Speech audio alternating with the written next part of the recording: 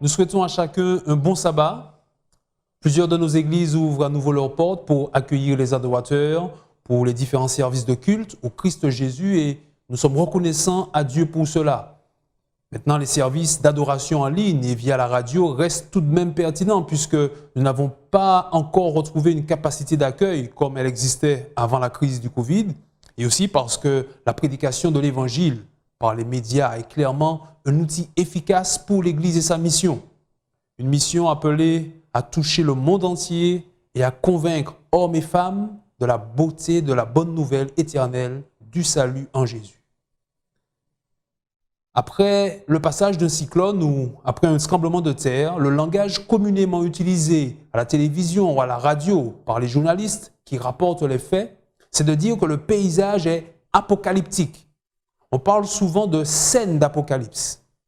Ça a été le cas, par exemple, après l'ouragan Maria en septembre 2017. Le journaliste du Figaro, un quotidien de la presse écrite française, rapporte l'événement et parle d'Apocalypse Night, autrement dit nuit d'apocalypse pendant le passage du cyclone sur les îles du nord de la Guadeloupe. Le mot apocalypse est donc généralement associé au désastre, aux catastrophes naturelles ou militaires. La connotation du mot est négative, un mot qu'on retrouve pourtant dans la Bible, et c'est même le titre du dernier livre des Écritures. La plupart des gens retiennent de ce livre qu'il décrit la fin du monde dans un registre de cataclysmes et de catastrophes à l'échelle planétaire. Pourtant, cette compréhension du mot apocalypse, son utilisation courante aujourd'hui et l'idée même qu'on se fait de ce livre biblique ne correspond pas du tout au véritable sens du mot et du message du livre écrit par l'apôtre Jean. Apocalypse vient du mot grec apokalypsis, qui signifie révélation ou révéler, dévoiler. Le livre est une révélation de Jésus-Christ, comme le dit le premier verset. Dans Apocalypse 1er, verset 1, je lis le texte qui dit « Révélation de Jésus-Christ que Dieu lui a donné pour montrer à ses serviteurs les choses qui doivent arriver bientôt et qu'il a fait connaître par l'envoi de son ange à son serviteur Jean. » Non seulement le livre permet à Jésus de tirer le voile sur l'histoire du monde en mettant en lumière les enjeux décisifs de cette histoire, le caractère cosmique du conflit entre le bien et le mal, entre les acteurs de ce conflit, évitant ainsi chacun à prendre position. Mais le livre est aussi une révélation de la personne du Christ, de son caractère, de son œuvre et de son action de salut en faveur de toute l'humanité. Et voici, c'est sur ce point que je vous propose de nous arrêter ce matin, sur la révélation de Jésus que nous offre le livre de l'Apocalypse, car s'il est vrai que nombre de catastrophes sont annoncées dans ce texte, il est aussi vrai qu'en gardant les regards sur le Maître Jésus, nous aurons les ressources pour faire face aux défis et pour traverser les épreuves, quelles qu'elles soient. Je relève avec vous donc 3 éléments de cette révélation. Nous aurions pu en relever bien plus, chaque page de l'Apocalypse pouvant apporter un enseignement sur le Christ, sur qui il est, sur son mode de fonctionnement et d'intervention à travers l'histoire. Nous en relevons juste 3 ce matin. Charge aussi à chacun de poursuivre l'étude, de regarder pour soi-même le texte, de se faire sa propre opinion, de demander de l'aide s'il le faut, et finalement de partager le fruit de l'étude biblique qu'il aura menée. 3 points donc sur la révélation de Jésus-Christ dans l'Apocalypse.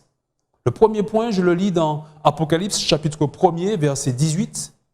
Jésus lui-même s'adresse à Jean et lui dit « Je suis le premier et le dernier, et le vivant. J'étais mort, et voici, je suis vivant au siècle des siècles. Je tiens les clés de la mort et du séjour des morts. » Avec ces mots, le Christ de l'Apocalypse se présente donc comme vainqueur. Bien plus, il est le vainqueur, toute catégorie de l'histoire, du monde et de l'univers. Les dernières élections municipales ont donné lieu à plusieurs batailles électorales avec des enjeux de politique publique pour les communes. Ceux qui ont remporté ces élections n'ont pas manqué d'exprimer leur joie et leur satisfaction de savoir que leur favori, leur camp, avait remporté la victoire, parfois d'une courte tête et dans d'autres cas, beaucoup plus largement. Et voici, l'Apocalypse nous présente le Christ vainqueur et nous invite certainement à manifester nous aussi, dès aujourd'hui, notre joie et notre satisfaction de savoir que notre héros est d'ores et déjà vainqueur, alors même que la bataille n'est pas encore achevée. Le message, vous l'aurez compris, est rempli d'espérance et non de peur, rempli de confiance et de foi et non d'angoisse ou de stress. Jésus est le premier et le dernier. Il a fait le tour de la question du salut et de l'histoire humaine. Il l'a pesé, il l'a soupesé. Et pour lui, l'affaire est entendue. Rien ni personne n'échappe à son action. Rien ne le surprend. D'ailleurs, il était mort. Et voici, il est vivant au siècle des siècles. Il tient les clés de la mort et du séjour des morts. C'est donc qu'il a renversé le plus gros problème que nous confrontons ici-bas. Je parle du péché et de sa funeste conséquence, la mort. Il en a brisé le pouvoir, afin, comme dit l'Épître aux Hébreux, que par sa mort, il a anéanti celui qui a la puissance de la mort, c'est-à-dire le diable, et qu'il délivra tous ceux qui, par crainte de la mort, étaient toute leur vie retenus dans l'esclavage. Hébreux chapitre 2, verset 14. Réjouissez-vous donc aujourd'hui, chers amis, frères et sœurs, réjouissons-nous, soyons dans l'allégresse, n'ayons pas peur. Notre Jésus, notre grand frère, notre champion est le grand vainqueur et nous croyons qu'il nous entraîne dans sa victoire dès aujourd'hui et pour l'éternité. Là où pour les élections, le vainqueur a un mandat limité dans le temps et doit remettre en jeu sa place de gouvernant, la victoire du Christ, elle, est totale et définitive. Cette victoire et cette maîtrise sur l'histoire que possède Jésus se retrouvent encore dans cette façon qu'il a de se décrire et de se présenter au chapitre 2, verset 11. Il est celui qui tient les 7 étoiles dans sa main droite, celui qui marche au milieu des 7 chandeliers d'or. Il y a des symboles qu'il faut ici expliquer. Les 7 chandeliers représentent l'Église qui traverse l'histoire depuis sa création au 1er siècle, avec l'Église des apôtres, jusqu'à nos jours et jusqu'au dernier jour. Les 7 chandeliers, c'est l'Église qui traverse l'histoire de génération en génération. Et Jésus marche au milieu de son Église. Sa présence est réconfortante. Il n'est donc pas loin de nous. Il ne nous a pas oubliés. Nous ne sommes pas livrés à nous-mêmes. Même quand le navire tangue ici ou là, n'oublions jamais que le vainqueur marche avec nous et qu'il est au milieu de nous. Celui qui a déjà fait le tour de nos questionnements et de notre histoire marche au milieu de nous et nous conduit tel le bon berger qui conduit son troupeau. Il a aussi dans sa main droite les 7 étoiles ou encore les 7 anges des églises, un autre symbole pour parler de ceux qui sont en charge des communautés, les dirigeants, qui ne sont pas seulement, selon l'Apocalypse, les représentants nommés par l'Église, mais encore, ils sont des messagers de Dieu. C'est le sens du mot ange. Messagers en charge d'une œuvre d'édification. Ils rendent compte de leur ministère, à la fois devant l'Église, mais aussi devant Dieu. Ils sont responsables de la condition du peuple de Dieu. Et voici, Jésus les tient dans sa main droite. Le verbe utilisé ici pourrait être aussi traduit par tenir fermement, tenir puissamment. Les 7 étoiles sont comme scellées dans sa main et pas n'importe laquelle, la droite. Une nouvelle référence à la force et à la puissance. Les 7 étoiles sont donc en lieu sûr. Personne ne peut les arracher de la main du Christ. Le Christ collabore avec elles, les reprend, les corrige quand nécessaire, mais il les garde dans sa main droite et nous aussi, nous sommes appelés à collaborer donc avec nos dirigeants et à les soutenir par la prière. Ils ne sont pas infaillibles ou irréprochables, mais si Dieu a permis qu'ils soient dans cette fonction de direction, une direction collaborative avec lui, alors faisons-lui confiance. Il sait ce qu'il faut faire. Il sait parce qu'il est, lui, le grand vainqueur. Alors voici le premier point que nous pouvons relever de la révélation de Jésus dans l'Apocalypse. C'est son statut de vainqueur, vainqueur définitif de l'histoire. C'est sa gouvernance de son Église. Il la rassure en marchant au milieu d'elle. Il soutient ses dirigeants et son peuple. et il les appelle tous au salut et à la vie éternelle. Le second point qu'on peut retenir se trouve dans Apocalypse chapitre 5. Si on devait illustrer ce chapitre, on pourrait le faire avec l'image d'une gigantesque explosion d'étoiles dans l'espace, comme pour une supernova. Alors ceux qui nous suivent à la télévision bénéficient de l'image que je décris maintenant pour ceux qui nous écoutent à la radio. L'idée, c'est de visualiser un extraordinaire faisceau lumineux qui remplit l'espace avec toute la diversité de ses couleurs et toute sa luminosité. C'est ce que nous avons dans le chapitre 5. Oui, c'est dans le chapitre 5 qu'on assiste à une explosion de louanges aux dimensions cosmiques. C'est l'univers tout entier qui est concerné par cette extraordinaire scène d'adoration au ciel. Et sur le trône divin, célébré par toutes les créatures, se trouve, oh, bonne nouvelle pour nous, sur ce trône se trouve notre bien-aimé Jésus-Christ. Je lis dans Apocalypse chapitre 5, à partir du verset 8. Je lirai jusqu'au verset 14. Les quatre êtres vivants et les 24 vieillards se prosternèrent devant l'agneau, tenant chacun une harpe et des cordes et des coupes d'or, remplies de parfums, qui sont les prières des saints. Et ils chantaient un cantique nouveau et disaient, « Tu es digne de prendre le livre et d'en ouvrir les sceaux, car tu as été immolé et tu as racheté pour Dieu, par ton sang, des hommes de toute tribu, de toute langue, de tout peuple et de toute nation.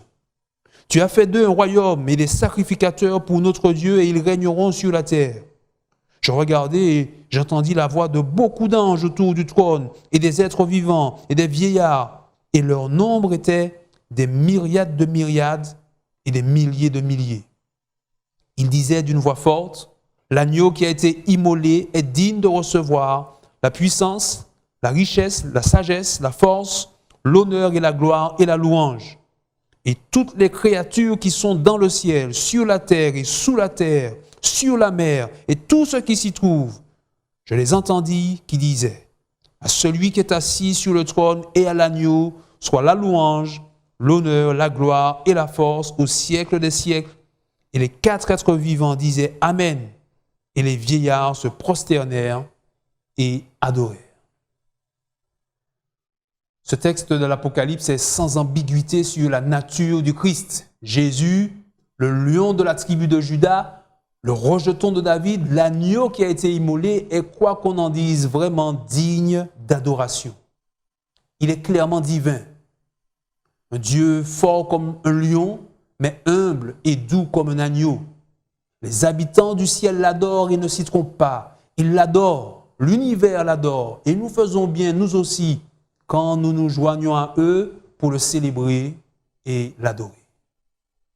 Avec ces titres de lion de la tribu de Juda, rejeton de David, agneau qui a été immolé, Jésus est celui qui finalement accomplit toutes les promesses de Dieu à travers l'histoire. Promesse faite à Jacob dans Genèse chapitre 49, promesse faite au roi David dans 2 Samuel chapitre 7, et finalement promesse faite à toute l'humanité de pourvoir à son salut par le moyen de l'agneau de Dieu qui ôte le péché du monde, comme l'annonce Jean le Baptiste dans l'évangile de Jean et au chapitre 1er. Alors oui, il y a de quoi dire merci à Jésus. Il y a de quoi manifester notre gratitude envers un tel sauveur.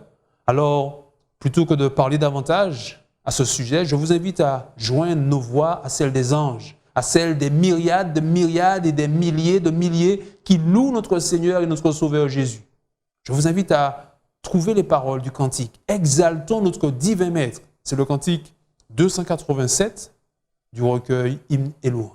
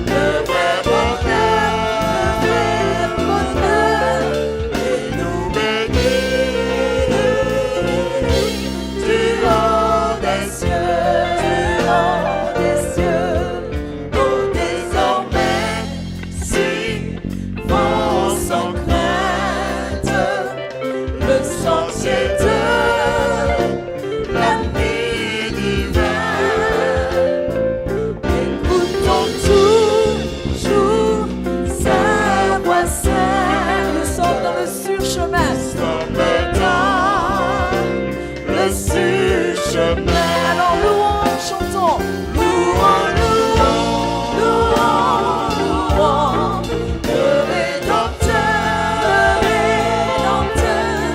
notre Seigneur, victorieux, victorieux. Il nous donna le vrai bonheur,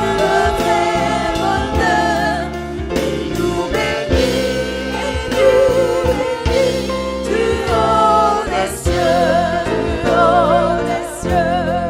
louons, louons, louons, louons, le Rédempteur, notre Seigneur, victorieux, victorieux. Il nous donna le vrai bonheur, et nous bénit du haut des cieux, du haut des cieux.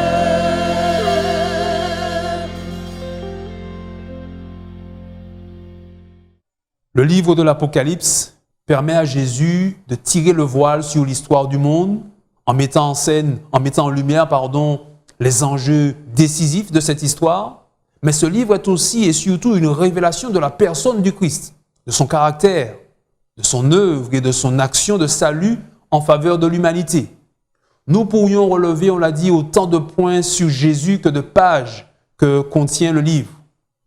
Nous avons retenu 3 d'entre eux, 3 points pertinents pour notre temps, 3 qui nous encouragent à garder les regards sur Jésus afin que nous soyons transformés à sa ressemblance, doucement mais sûrement, pas à pas, de gloire en gloire, comme dit l'apôtre Paul. Et ce travail se fait par l'œuvre du Saint-Esprit dans nos cœurs. Alors nous avons déjà parlé de la place de vainqueur définitif de Jésus, parlé de sa gouvernance qu'il opère lui-même pour son Église, la rassurant en marchant au milieu d'elle et la soutenant par sa droite triomphante. Nous avons aussi abordé la nature du Christ. On le sait, il s'est fait homme. On l'a reconnu comme un simple homme, né d'une femme, comme vous et moi. Mais l'Apocalypse met encore en lumière son caractère divin. Il est Dieu, digne d'être adoré. Et c'est précisément ce que font les habitants de l'univers au chapitre 5. Et c'est précisément ce que nous aussi, nous pouvons faire par sa grâce et par sa bonté. Le troisième et dernier point que nous pouvons relever ce matin est comme un refrain du livre de l'Apocalypse. Un refrain qui parle d'un bientôt, oui, qui parle d'un Jésus qui revient bientôt. Je relève avec vous plusieurs références dans le livre de l'Apocalypse. Apocalypse chapitre 3, verset 11. « Je viens bientôt, dit Jésus, retiens ce que tu as afin que personne ne prenne ta couronne. » Apocalypse 22, verset 7. « Et voici, je viens bientôt, heureux celui qui garde les paroles de la prophétie de ce livre. » Au verset 12, « Voici, je viens bientôt et ma rétribution est avec moi pour rendre à chacun selon ce qui est son œuvre. » Et puis Apocalypse verset 20, pratiquement les derniers mots du livre. « Celui qui atteste ces choses dit oui, je viens bientôt. Amen. Viens, Seigneur Jésus. » Jésus revient bientôt. Si ce bientôt parle d'une chronologie qui arrive à son terme dans peu de temps, il parle aussi du caractère soudain de cette fin. Un bientôt qui arrive sans retard, aussi vite que possible, dès que le moment sera venu. Ce bientôt témoigne aussi de l'urgence de la situation et de la responsabilité de l'Église. Jésus revient bientôt et le monde a besoin d'entendre ce message, lui qui avance la tête dans le guidon vers sa ruine et vers sa fin. Alors s'il y a un temps pour rester unis derrière le Christ, c'est bien maintenant. La motivation n'est pas tant de sauver sa peau que d'aider nos compatriotes, nos amis et nos familles à prendre conscience des enjeux du conflit qui se joue entre le Christ et Satan. Décentré de soi, on peut se recentrer sur Jésus. Alors le sort du monde devient une vraie préoccupation.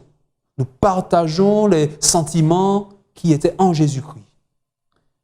Comment faire alors pour que ce message soit non seulement entendu, mais aussi compris, qu'il soit reçu, qu'il soit vécu? Comment faire plus et mieux par rapport à ce qui a été fait hier? Comment progresser dans un monde en perpétuel changement? Comment atteindre les jeunes d'une génération qu'on dit post-moderne, génération Z selon les sociologues? Une génération qu'on a de plus en plus de mal à comprendre et qui fonctionne avec des codes et des valeurs qui nous échappent trop souvent. Cette génération, dite génération Z, est ultra connectée. Elle n'a jamais connu la vie sans Internet. Les Z ne regardent presque plus la télévision traditionnelle et préfèrent des plateformes comme YouTube ou les services de streaming. Ce sont ces plateformes, c'est là, sur ces plateformes, qu'ils accèdent à du contenu à la carte, qu'ils peuvent consommer partout, tout le temps, et sur les divers supports qu'ils possèdent. Une génération en quête de liberté, assoiffée de connaissances et de perfectionnement, mais cependant marquée par un vrai pessimisme quant à son avenir. Alors, oui, nous avons de quoi nous interroger. Sans diluer ou sans renier le message du salut, sans amoindrir la portée de l'évangile éternel, il y a forcément matière à réfléchir et à agir pour nous adapter et nous incarner dans l'univers de ces jeunes pour qui le Christ est mort. Un service en ligne comme celui-ci, par exemple, a certainement vocation à se poursuivre, à se développer, à se pérenniser, à s'adapter pour attirer et fidéliser le jeune public. Ne soyons pas surpris ou choqués quand de nouvelles méthodes sont expérimentées dans la mission. Laissons-nous inspirer par le Saint-Esprit pour finalement toucher toutes les générations. Les X, ceux qui sont nés entre 1965 et 1980, les Y, ceux qui sont nés de 1980 jusqu'aux années 2000, et puis les Z, les natifs du 21e siècle. Bien sûr, nous n'oublions pas tous ceux qui sont nés avant 1965, mais voici, ne nous divisons pas sur les moyens d'atteindre les uns ou les autres, mais collaborons ensemble afin que ceux qui sont appelés à travailler pour les uns ou pour les autres soient soutenus par nos prières et non critiqués, qu'ils soient encouragés par nos paroles et non calomniés. Oui, œuvrons ensemble, aimons, œuvrons, prions pour que la gloire de Dieu puisse se manifester quand Jésus reviendra, on sait, bientôt, comme il l'a promis. Le défi est devant nous et il faut le relever. Nous le pouvons par la puissance de Dieu qui habite dans nos cœurs. Et nous le relèverons avec les regards sur Jésus. On l'a dit, il marche au milieu de son Église. Il est le vainqueur de l'histoire et il revient bientôt. Alors prions ensemble que nous soyons ces collaborateurs qui rassemblent avec lui un peuple nombreux pour le salut. Et c'est précisément ce que je vous invite à faire maintenant. Prions notre Seigneur. Bon Père, nous voulons te remercier pour le don de Jésus, notre grand frère qui a accompli pour nous une œuvre de salut extraordinaire. Et nous croyons que désormais nous pouvons lui faire une entière confiance, qu'il marche avec nous, il est avec nous, et c'est avec lui que nous voulons avancer. En gardant les regards sur lui, nous serons vainqueurs comme lui-même. Et peu importe les obstacles et les défis à relever, nous prions pour que, ensemble, ton Église soit unie, soudée, volontaire, motivée pour toucher tout le monde, toutes les générations, tous les peuples, toutes les tribus, toutes les nations. Affermis-nous donc dans ta parole, affermis-nous dans la vérité et donne-nous d'accomplir avec toi cette belle œuvre de salut. Nous t'en prions au nom de Jésus et pour ta gloire. Amen. Que le Seigneur nous bénisse et qu'il nous garde dans le salut.